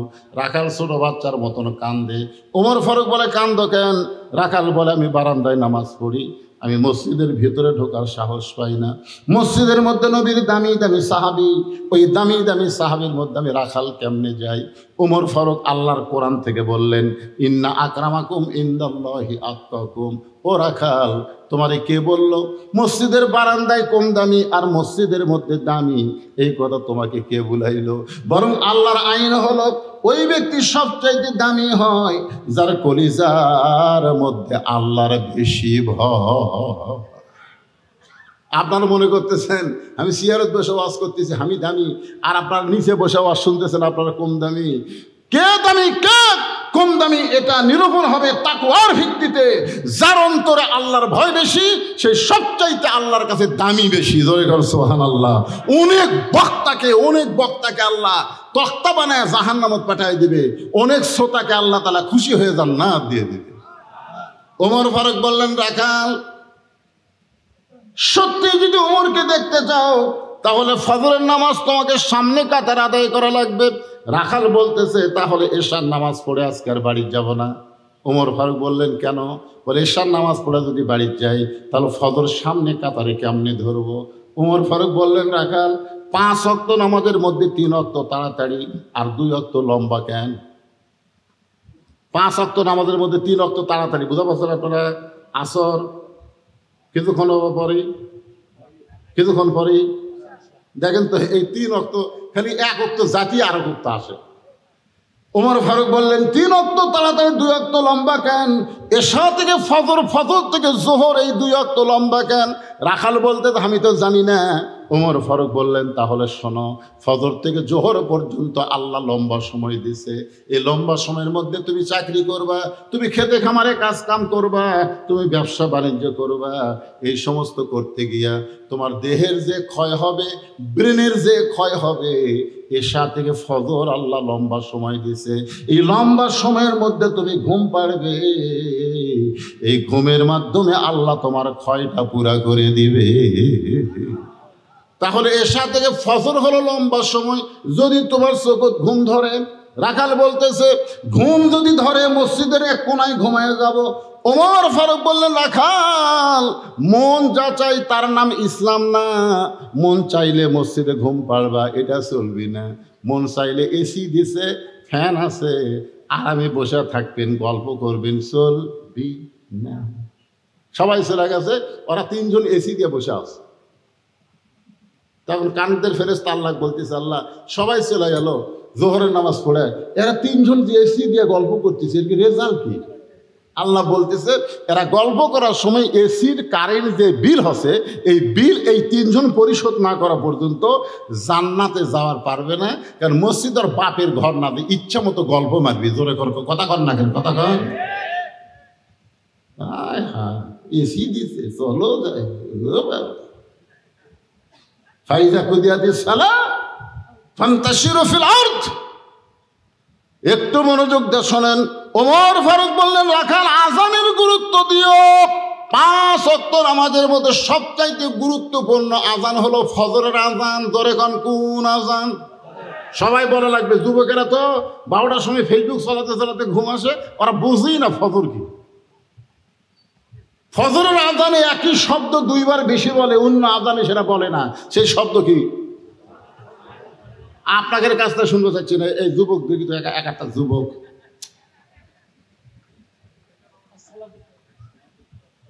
কিন্তু আপনারা পারেন কি? কিন্তু ওরা তো ঘুম পাড়ে ওই সময়।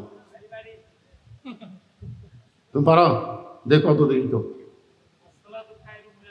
মাশাআল্লাহ। আসসালাতু খায়রুম মিনান নাওম। হযরত ওমর ফারুক বলে, রে রাখাল, ফজরের আজানের গুরুত্ব দিও। ফজরের আজান, এতদিন রাখাল নামাজ পড়তো বারান্দায়, কিন্তু আজকে নামাজ পড়বে সামনে কাতারে। যেই মাত্র আজান দিছে, বুঝলেন, ওই কি আর ওই সিনা টান করে লায়ের তেল দেখাচ্ছি? কারণ বারান্দার যারা নামাজ পড়ে তারা কোনো মতে আসে বারান্দা বসে। আর যারা সামনে কাতারে নামাজ পড়ে তারা কোনো মতে আসে না, আজানের গুরুত্ব তাদের কাছে আসে। জোরে কোন ঠিক কিনা? এতদিন রাখাল নামাজ পড়ছে কোথায়? আজকে কোথায় পড়বে? মসজিদের মধ্যে ঢুকতেছে, ঢোকারও কিন্তু সাইজ আছে। আপনার যখন মসজিদ ঢুকবেন, নিজের ইচ্ছা মতো ঢুকতে পারবেন না, ডানপন্থী হয়ে ঢোকা লাগবে, ডান পায়ে। ধরে কোন পায়ে? শুধু ডান পায়ে ঢুকলে হবে না। আল্লাহুম্মা আফতাহলি আবওয়াবা রাহমাতি, এই দোয়াটা পড়ে রাখাল মসজিদের মধ্যে সামনে কাতারে যাওয়ার চাই। রাখাল যখন সামনে কাতারে যাওয়ার চাই, প্রত্যেকটা সাহাবী নড়ে সরে রাখালকে যাওয়ার রাস্তা করে দেয়। রাখাল মনে মনে কয়, আল্লাহ রে, এতদিন বারান্দার থাকা কি ভাবলাম, মনে করছিলাম ভিতরে দামি, কিন্তু আজকে ভিতরে ঢুকে দেখতেছি আমিও যারাও তাই। একেবারে মেহরাব বরাবর সামনে কাতারে, রাখাল ফজরের 2 রাকাত সুন্নত নামাজ আদায় করেছে। মেহরাব বরাবর সামনে কাতারে ফজরের 2 রাকাত সুন্নত নামাজ আদায় করেছে। ফজরের ফরজের আগে 2 রাকাত সুন্নত আছে না নাই? আপনার বলেন তো কত দাম? আসমান জমিন বিক্রি করে যে দাম হবে, তার চাইতে বেশি দাম হলো ফজরের 2 রাকাত সুন্নতের দাম। সুবহানাল্লাহ, কি দাম রে! রাখাল 2 রাকাত সুন্নত নামাজ পড়ে চুপটি করে বসে গেছে। এমন সময় এক সাহাবী মসজিদের মধ্যে ঢুকে দেখে জায়গা নাই। জায়গা আছে কিন্তু তার জায়গা নাই। ওই সাহাবীর নাম হলো ওসমান গনি। জোরে বলেন, নাম কি? ওসমান গনি ঢুকে দেখতেছে যে আমার জায়গাতে কে বসলো রে? আপনারা বলেন তো, মসজিদের মধ্যে শুধু ইমামের জায়গা ছাড়া আর কারো জায়গা আছে? কিন্তু ওসমান গনি কেন বলতেছেন আমার জায়গায় এটা কে বসলো? কারণ আল্লাহ রাসূল বলেছেন, হাদিসটা খেয়াল করবেন, আল্লাহ রাসূল বলেছেন, আমি যখন ইমামতি করব, আমি বরাবর যিনি পিছনে দাঁড়াবে তার নাম হলো আবু বকর। তাহলে নবী যতদিন ইমামতি করছে, নবী বরাবর পিছনে কে থাকছে? আবু বকর রাদিয়াল্লাহু যখন ইমামতি করবে, আবু বকর বরাবর যিনি দাঁড়াবে তার নাম হলো হযরত ওমর।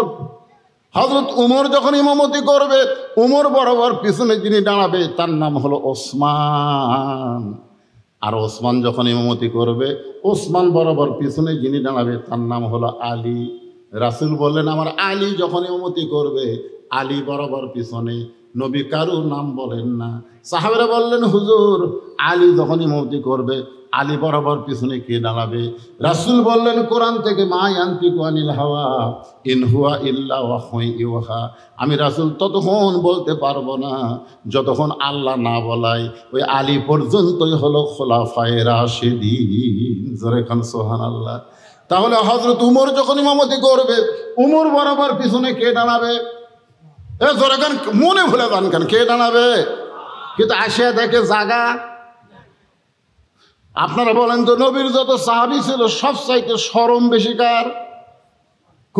খুতবাতে শোনায় না হায়াউন ওসমান, শোনায় না হায়াউন ওসমান, শোনায় না? মানে এত শরম, এত নরম। এখন রাখালের কাছে এসে দেখে লোকটা যখন বসাই গেছে, যে বসার সাইজ, বসার আবার সাইজ আছে না নাই? যেভাবে বসিছে, এক উত্তর করলেই তো বিপদ। পাশেই দেখে ফাঁকা জায়গা, ওই ফাঁকা জায়গার মধ্যে ওসমান গনি 2 রাকাত সুন্নত নামাজ আদায় করে রাখালের দিকে 3 বার তাকাইছে। জোরে কোন কয়বার? একবারে তাকান যায়? 3 বার। প্রথম যেই তাকাইছে রাখাল, দ্বিতীয়বার যেই তাকাইছে, তৃতীয়বার যেই তাকাইছে, এই মিয়া বারবার আমার দিকে তাকাস কেন? মূর্খ মানুষের দিকে আপনি যদি বারবার তাকান সে কিন্তু রাগ করবে। ধরে কোন কথা ঠিক কি না? রাখাল কয় কে রে, ই আমার দিকে বারবার তাকাই কেন? ওসমান গনি যেই বলছে এই মিয়া আমার দিকে তাকাস কেন, লাভ দে উঠে, ভয় লাভ দে উঠছে। ওটা বলতেছে ভাইজান আমি খালি বারবার আপনার দিকে 3 বার তাকাইছি, আপনি এত গরম, আপনার পরিচয় কি? বলে আমার পরিচয় হলো আমি একজন রাখাল। যেই বলছে আমার পরিচয় আমি একজন রাখাল, সঙ্গে সঙ্গে ওসমান গনি মুচকি মুচকি হাসতেছে। কারণ রাখালের ভাষা নরম হলে হবে না, রাখালের ভাষা গরম হওয়া লাগবে। আল্লাহ রাসূল বলেছেন প্রত্যেকটা অভিভাবককে আল্লাহ তাআলা রাখালের দায়িত্ব দিয়ে দুনিয়াতে প্রেরণ করেছে। প্রত্যেকটা অভিভাবককে আল্লাহ রাখালের দায়িত্ব দিয়ে প্রেরণ করেছে। এখন আপনারা চিন্তা করেন হুজুর আমার তো গরু নাই, ছাগল নাই, আমি কার রাখালি করব? দেখেন চিন্তা করে, চোখ বন্ধ করে আপনি দেখেন আপনার অবশ্যই রাখালি করার আছে। আপনি চোখ বন্ধ করে দেখেন আপনার 42 বছরের একটা গাভী আছে। দেখেন আমারটার বয়স এখন 50। আপনি চোখ বন্ধ করে দেখেন আপনার 22 বছরের একটা আইডিয়া আছে। আপনি চোখ বন্ধ করে দেখেন 17 বছরের একটা বকনা আছে। রূপকর্তা আমি বললাম, গাভী মানে আপনার বউ, আইডিয়া মানে আপনার ছেলে, বকনা মানে আপনার মেয়ে। আপনি বলেন তো আপনার বউ আপনার ছেলে, আপনার মেয়ের উপরে আপনার রাখালি করার দরকার আছে না না? আপনি এশার নামাজ পড়ে বাড়িতে গেলেন, আপনি যাওয়ার সময় নিয়ত করছেন আমি তো এশার নামাজ মসজিদে জামাতে পড়লাম, আমার বউ হয়তো এশার নামাজ পড়ে কোরআন শরীফ পড়তেছে। এই নিয়তে বাড়ির যা কেবল দরজা খুললেন, দেখেন আপনার ঘরের মধ্যে থেকে হরি হরি হরি হরি লোলো লোলো লোলো লোলো লোলো হরি হরি হরি লোলো লোলো লোলো করে। আমি মুসলমান সামনে কাতারে নামাজ পড়লাম আর আমার ঘরের মধ্যে থেকে হিন্দুদের পূজার বাদ্য বাজতেছে। আপনি ঘরের মধ্যে যায় দেখেন আপনার 42 বছরের গাভী ওই স্টার জলসা দেখতেছে। এখন আপনি বলেন আপনি একজন মুসলমান সামনে কাতারে মুসল্লি, আপনার বউ যদি ভারতের স্টার জলসা দেখে আপনার রাখালি করার দরকার আছে না নাই? কি রাখালি করবেন? সুন্দর করে ওকে বলবেন, নিজের বউকে সুন্দর করে বলবেন তুমি যাদের স্টার জলসা দেখতেছো সেই দেশে একটা মসজিদ 400 বছরের পুরাতন বাবরি মসজিদ, এই মালওয়ানের বাচ্চারা হিন্দুর বাচ্চারা মসজিদ ভাঙ্গা রাম মন্দির বানাচ্ছে। যারা মুসলমানের মসজিদ ভাঙ্গা রাম মন্দির বানায় তাদের কোনো চ্যানেল বাংলাদেশের মুসলমানের মেয়েরা দেখতে পারে না। জোরে গান কথা ঠিক কিনা? খালি বলে দেখেন আপনার বউ আর কোনোদিন ভারতের চ্যানেল দেখবে না, খালি বলে দেখেন। বলছেন কোনদিন? কথা কন না কেন? বলছেন তো রাখালি করা লাগবে না? আপনি ফজর নামাজ পড়বার যাচ্ছেন, জানলাতে তাকে দেখতেছেন কে রে, আমার আগের খবর কি? আগে 3.5 হাত ছিল, ফজর আজান শুনে হয়তো 2.5 হাত, 3.5 হাত আগে 2.5 হাত, মানে আজান শুনেছে, আজান শুনবি না, ল্যাব মাথার উপর দিছে। এখন ল্যাব মাথার উপর দিলে পাও দেবার হবে, এখন পাও টাইনে বুকের কাছে দিচ্ছে। আপনি জানলা দিয়ে তাকে দেখেন কে রে, মনে চাউলের বস্তা ঢেকে দিচ্ছে। আপনি কি করবেন? একলা একলা নামাজ পড়ে যাবেন? রাখালি করা লাগবে।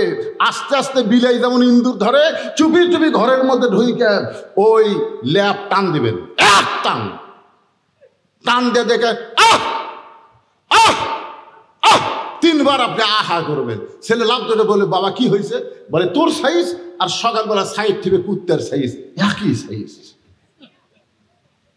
তুই আমার ছেলে হয়ে সাইড থেকে কুত্তা হচ্ছিস? ওঠ, ওয়াজু কর, নামাজ পড়া লাগবে।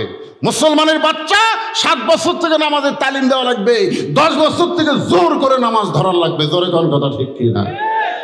তাহলে আপনার ছেলের ওপর আপনার রাখালি করার দায়িত্ব আছে না নাই? আপনার 17 বছরের মেয়েরা অত্যন্ত ভালো, অল্প কইলি মেয়েরা বুঝতে পারে। নবী ঘরের মধ্যে ঢুকে 9 বছরের ফাতেমা হাতের মধ্যে ছুরি দিয়া মুচকি মুচকি হাসতেছে। এই দৃশ্য নবী দেখে আর ঘরের মধ্যে ঢুকলেন না, নবী বাহিরে চলে গেলেন। ফাতেমা চমকে গেল, যেই বাবা ঘরের মধ্যে ঢুকে আমাকে মা মা বলে আদর করে, সেই বাবা কেন বারান্দায়? বাহিরে গিয়া দেখি নবীর চোখ দিয়ে দর দর করে পানি পড়তেছে। ফাতেমা বাবার সামনে বসে বলে, বাবা কি দুঃখ আপনার মনে গো বাবা, এমন করে আপনি কেন কাঁদেন? রাসূল বলে, ফাতেমা যে দুনিয়াতে সাজবে মা, আল্লাহ তার আখিরাতের সাজ কমায় দিবে। যে দুনিয়াতে সাজবে মা, আল্লাহ তার আখিরাতের সাজ কমায় দিবে। সঙ্গে সঙ্গে ফাতেমা হাতের চুড়ি খুলে মাটি ফাইলা দেয়। নবী দৌড়ে গিয়া ওই চুরিটা কুড়িয়ে জামার পকেটের মধ্যে ঢুকাই।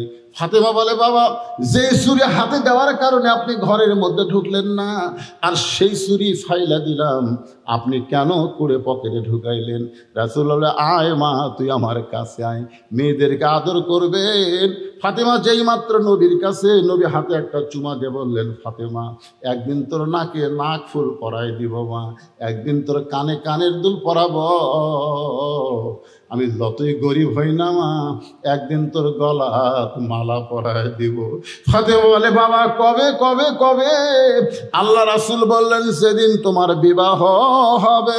ও ফাতেমা, মেয়েরা কেবলমাত্র একজন পুরুষের জন্য সাজতে পারে মা, সেই পুরুষটা যদি তার স্বামী হয়, স্বামী ছাড়া অন্য কোনো পুরুষের জন্যে মেয়েদের সাজা জায়েজ নয়।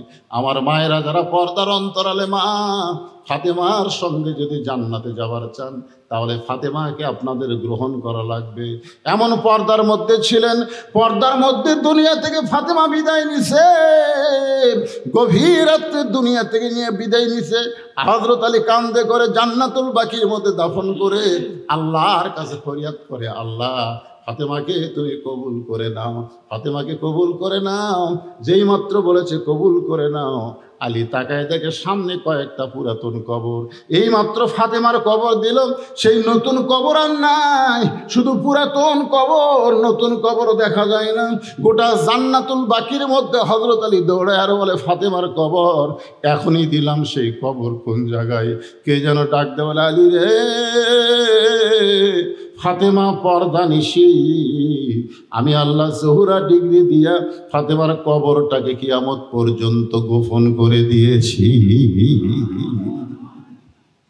ওসমান গনি আস্তে করে বসে বললে, ভাইজান কোনোদিন আপনাকে সামনে কাতারে দেখিনি ভাই, আজকেই প্রথম দেখতেছি।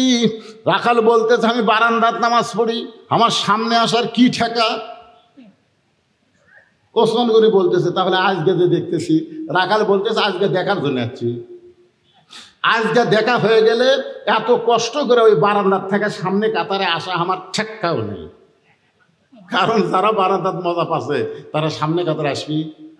কারণ সামনে কাতারে আসলে যদি গেলে পিছনে কাতারের লোক সালাম ফিরে সুন্নতের নিয়ত করে, তখন এরা কবি কি দেখায় দাঁড়িয়ে নামাজ যে কখন, এখন আবার লাঠি বানাচ্ছে, লাঠি লাঠি। আর বারান্দার যারা পড়ে ওর কি কোনো টেনশন আছে? কোনো টেনশন নেই, শেষে আসে আগে যান, ওর কামি হলো আসমো শেষে জামো আগে। রাখাল বলতেছে, আজকে দেখার জন্য আইছে, দেখা হলেই চলে যাবো, আর কোনোদিন আসবো না। ওসমান গনি চোখের পানি নিয়ে বলতেছে, ভাইজান আমি বহু বছর হলে সামনে কাতারে নামাজ পড়ি, এখন পর্যন্ত আমার দেখার ভাগ্য হলো না। রাখাল বলতেছে, আমার দিকে তাকান তো দেখি। ওসমান গনি রাখালের দিকে তাকায়, যেই তাকাইছে রাখাল বলতেছে, চোখের মুনি তো ভালোই আছে, তা আপনি দেখবার এসে দেখবার পান না।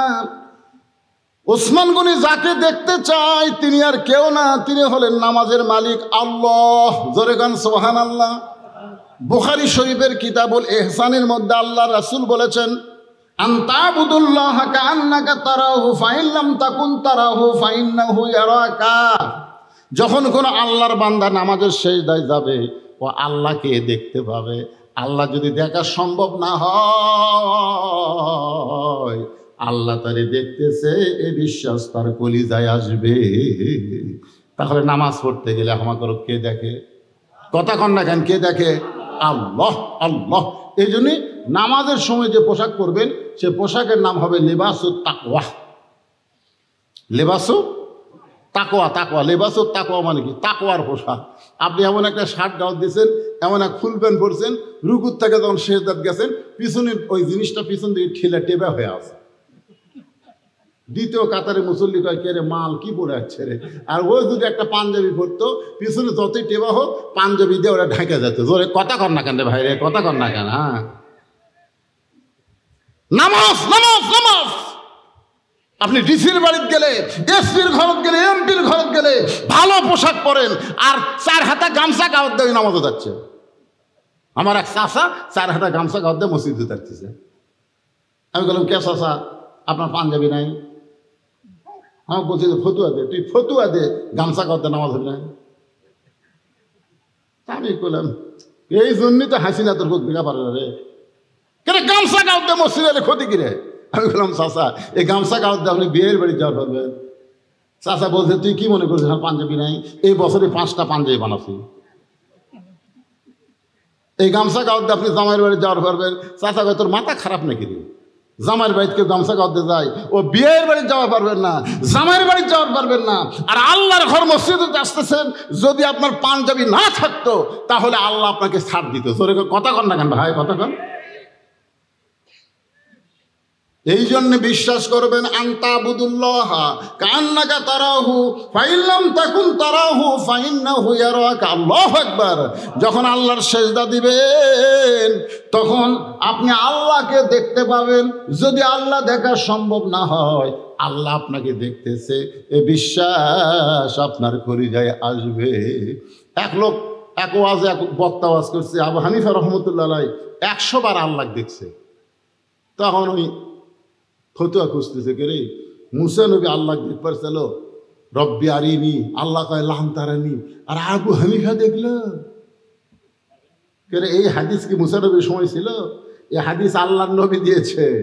তার মানে বোঝা গেল, উম্মতে মুহাম্মাদি যালিকা ফাদলুল্লাহ ইউতিহি মান ইয়াশা, আল্লাহু যুল ফাদলিল আযীম। উম্মতে মুহাম্মাদের মধ্যে হযরত আলী প্রত্যেক সেজদায় আল্লাহর কুদরতি পায়ে সেজদা করেছে। জোরে করে সুবহানাল্লাহ, সুবহানাল্লাহ। ওসমান গনি বলতে, তো ভাইজান বহু বছর হলো আমি দেখবার আসি, কিন্তু এখন পর্যন্ত দেখতে পাইলাম না, আর তুমি আজকের দিনে দেখতে পাইবা। রাখাল বলতেছে, তাহলে তুমি আমার হাত ধরো, আমি নিজেও দেখব এবং তোমাকেও দেখায়া দিব। সাল্লাল্লাহু। রাখাল ওসমানকে বলতেছে, তাহলে তুমি আমার হাত ধরো, আমি নিজেও দেখব, তোমাকেও দেখায় দিব। এমন সময় আল্লাহর কোরআন ওসমান গনির সামনে এসে বলতেছেন, ইয়া আইয়ুহাল্লাযীনা আমানু তাকুল্লাহা ওয়া কুনু মা'আস সাদিকিন। আচ্ছা, আপনারা যে মসজিদের ইমামের পাশে ইক্তেদা করেন, ইক্তেদাই তো বিহাজাল ইমাম কন না? এ ভাই কন কি কন না? এই ইমামকে আমরা অনুসরণ করি। তাহলে ওই ইমাম যেই দল করে, আপনারা যদি সেই দল না করেন তাহলে ইক্তেদা হবে? এইবার আটকে গেছে। না না, মনে করেন যে হুজুরের পাশে বলতেছেন ইক্তেদাই তো বিহাজাল ইমাম, আল্লাহু আকবার, তাহলে হুজুরকে আপনি ইক্তেদা করতেছেন। হুজুর যে দল করে আপনি আবার সেই দল করেন না। তখন ফেরেশতারা কয়, আল্লাহ এই কি? আল্লাহ কয়, আস্ত মুনাফিক। ইমাম করে আল্লাহর দল, আর এই মুসল্লি করে শয়তানের দল। ওসমান গনি আল্লাহর কোরআনের আয়াত বলতেছে, ইয়া আইয়ুহাল্লাযীনা আমানু তাকুল্লাহা ওয়া কুনু মা'আস সাদিকিন, ওয়া কুনু মা'আস সাদিকিন। খুব খেয়াল করেন ভাই, এর দিকে দিয়েন না, এর দিকে দিয়েন না, মাইকের সমস্যা। ওয়া কুনু মা'আস সাদিকিন, সত্যবাদী তোমরা সাথী হও। এ কথা কার? তাহলে আপনারা বলেন তো, মানুষের তৈরি আইন দিয়ে যারা কথা কয় তারা সত্যবাদী, না আল্লাহর আইনের কথা যারা বলে তারা সত্যবাদী? কারা সত্যবাদী? আপনি মানেন বা না মানেন, সত্যি কথাটা বলেন তো, মানুষের তৈরি আইনে যারা কথা বলে তারা সত্যবাদী, না আল্লাহর কোরআনের আইন দিয়ে যারা কথা বলে তারা সত্যবাদী? তো আল্লাহ কার সাথে থাকবার বলছে? অকুনু মা'আস সাদিকিন, তোমরা সত্যবাদীর সঙ্গে থাকো। ওসমান গনি রাখালের হাতটা ধরে বসে আছে, মনের মধ্যে বড় আশা, নিজের যোগ্যতাই দেখতে পাইনি, আল্লাহ আজকে এমন একটা ভাই পাইছি যে নিজেও দেখবে এবং আমাকেও দেখায় দিবে। ওসমান গনি রাখালের হাতটা জোর করে চেপে ধরে আছে। কিছুক্ষণ পরে যখন নামাজের সময় হয়, জামাতের সময় হয়, এমন সময় মুয়াজ্জিন আকামত শুরু করেছে। মুয়াজ্জিন যেই মাত্র আকামত শুরু করেছে, এমন সময় হযরত ওমর মেহরাবের মধ্যে ঢুকতেছে। সুবহানাল্লাহ কোন। এখন আপনারা বলবেন, হুজুর ওমর ফারুক মেহরাবে কোন দিক দিয়ে ঢুকলো? আমাদের মসজিদের ইমাম তো দরজা দিয়ে সে মেহরাবে ঢোকে। যখন আল্লাহর কোরআন দিয়ে রাষ্ট্র চলবে, প্রত্যেকটা ইমাম হবে একজন নেতা, আর নেতার জন্য দরজা দিয়ে আসা মেহরাবে ঢোকা চলবে না। ওই মেহরাব থেকে ছোট্ট একটা গেট থাকবে, গেটের ওই পারে একটা রেস্টরুম থাকবে। কারণ মিজানুর রহমান আজহারি একদিন বলেছিল যে একটা মাহফিলে কিছু পুলিশ কম থাকার কারণে আমার হাত ফুলে উঠছিল। মানুষ খালি সবাই মুসাফা করবি, খালি মুসাফা করবি, খালি একটু হাতও দেখলে হাত ঠেকাবি। এই হাত ঠেকাবার যায় ওর হাত বালুশের মতন ফুলে উঠছে। তাহলে ওমর ফারুকের যদি সমস্ত সাহাবী একবার করে হাতের সাথে হাত ঠেকাবার চায়, কারণ রাসূল বলেছেন আমার পরে কেউ যদি নবী হতো লাউকানা ওমরকে আল্লাহ নবী বানাই দিত। তাহলে দরজা দিয়ে যদি ইমাম মেহরাবে যাবার চায় আর সবাই খাড়া হয়ে যদি হাতের সাথে হাত লাগাবার চায়, তাহলে উমরের হাতের অবস্থা কি হবে? কথা কন না কেন, কি হবে? এই জন্য কোরআন দিয়ে যখন রাষ্ট্র চলবে, তখন মেহরাব থেকে ছোট্ট একটা দরজার ওই পারে ইমাম রেস্ট করবে। যেই মাত্র মুয়াজ্জিন আকামত দিবে, তখন ইমাম মেহরাবের মধ্যে ঢুকবে। যেই মাত্র মুয়াজ্জিন আকামত দিয়েছে, ওমর ফারুক মেহরাবের মধ্যে ঢুকেছে। ওসমান গনি রাখালের হাতটা ধরে আছে, আর রাখাল খালি কে রে? এটা তো ওই আমার করলো, আবার উই এসে এটি জানালো। ওসমান গনি হাত ধরে আছে, আর রাখাল খালি চিন্তা করতেছে একই মানুষ। যেই মুয়াজ্জিন বলেছে কদ কামাতিস সালাহ, সঙ্গে সঙ্গে রাখাল আল্লাহু আকবার। যেই মাত্র রাখাল আল্লাহু আকবার কইছে, ওসমান গনি রাখালের হাতটা ছেড়ে দিয়ে বলে, ভাইজান ইমাম সাহেব ভুল করলে মানুষ লোকমা দেয়, এখন পর্যন্ত আকামতি শেষ হয় নাই, আর আপনি আল্লাহু আকবার লোকমা দিলেন। রাখাল বলতেছে এই জন্যই তো তুই কানা, এই জন্যই তুই দেখবার পাস না, আমি কি জন্য লোকমা দিলাম নিয়ে তুই জানিস না।